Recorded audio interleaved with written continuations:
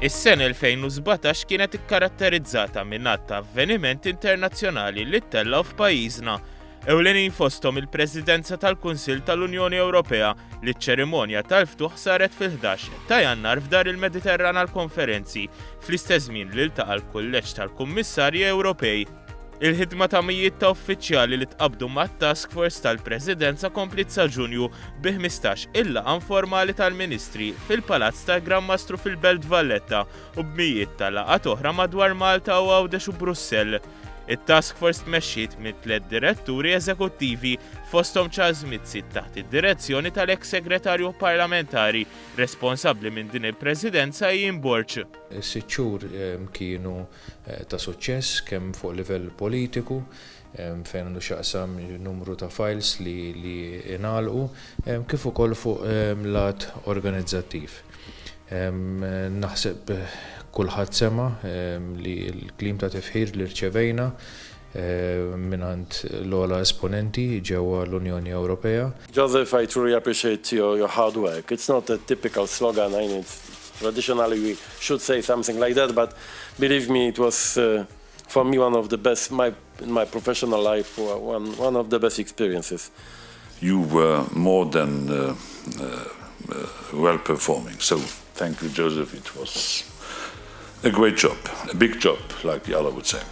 Madankollu l-akbar avveniment matul l-ewwel 6 xhur kien is-Summit Ewropew fi frar li laqqa lill-Prim Ministri kollha tal-pajjiżi Ewropej. Kien hemm iktar importanza, kien hemm iktar attenzjoni fuqna għaliex għalih jattendu il-Prim Ministri tal-pajjiżi li huma membru fl-Unjoni Ewropea.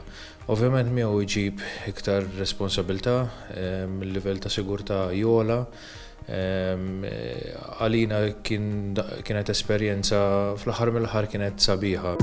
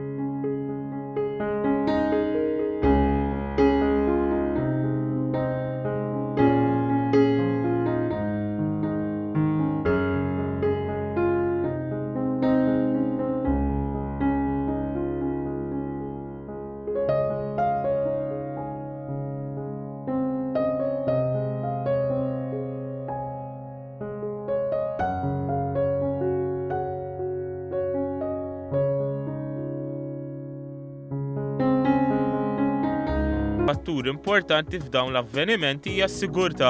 Is-Sur Andrew Sejkel, konsulent fih dan il-Korp tal-Pulizija u li fir-responsabilità tiegħu kellu s-sigurtà f'dawn l-avvenimenti jispjega l ġieħ taras li jġibu magħhom it-tali avvenimenti meta ħafna mexxejja importanti ikunu miġburin taħt saqaf wieħed. Kemm xi threat jew vulnerability għal persuni li jkunu ġejjin.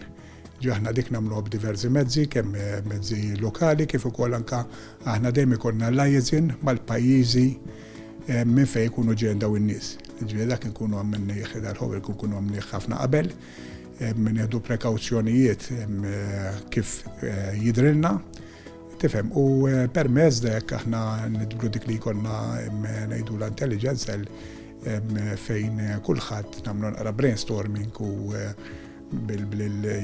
anka b'open sources naraw x'jista' jkun ħserġi u kif nistgħu aħna naraw li dan ma jsirx. Qal li wara li tiġi analizzata s-sigurtà fuq livell ta' pajjiż tibda tiġi indirizzata is-sigurtà fuq livell lokali. Kun hemm intelligence gathering, jiġifieri wieħed irid jara sewwa dak li għandu x'aqsam threat, vulnerability, assessments, tifhem, jiġifieri dik hija ħaġa importanti li issir qabel kun konferenza naraw l-postijiet fejn ikunu se jsiru l-events, ġifieri fihom trid tara il-planning ta' dak li se jkun ġewwa u barra, ġifieri il-venue security f'kelma waħda.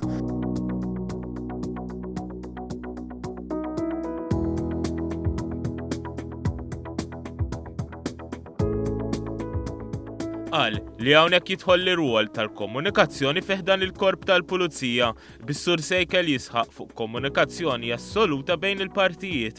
Min qabel imorru fil-postijiet fejn ikunu se jsiru l-event biex bekk inkunu nistgħu nkunu ċerti li dwar dak li huwa IT u komunikazzjoni kienu tajbin għaliex kif taf inti meta jkollna events bħal daw aħna jkollna dak li jkollna nsejħu l-Gold Command.